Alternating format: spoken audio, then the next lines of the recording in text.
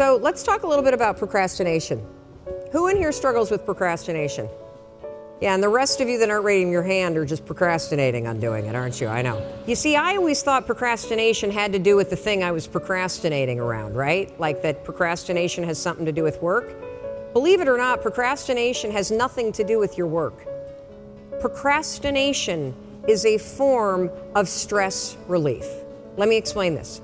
So let's say that you've got some stuff going on in your life, and heck, who doesn't have stuff going on in your life? Maybe you're fighting with your significant other.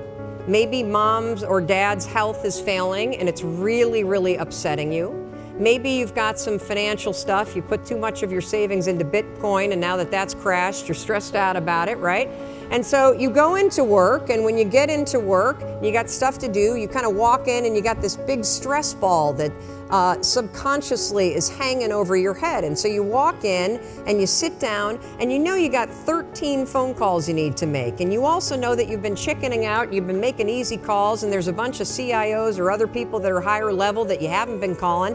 And so as you sit down to do it, you got the stress on your shoulders, your brain it starts to go, wait a minute, well, you want me to make a call to somebody that I'm scared to make? Absolutely not. I'm so stressed out about, can we just watch some cat videos for a minute?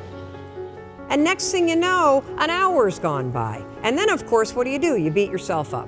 So the only way that you can break this habit, and that's an important word for you to hear, you're not a procrastinator. You have a habit of procrastinating. Big difference. Because if it's a habit, I can teach you to use science to break it.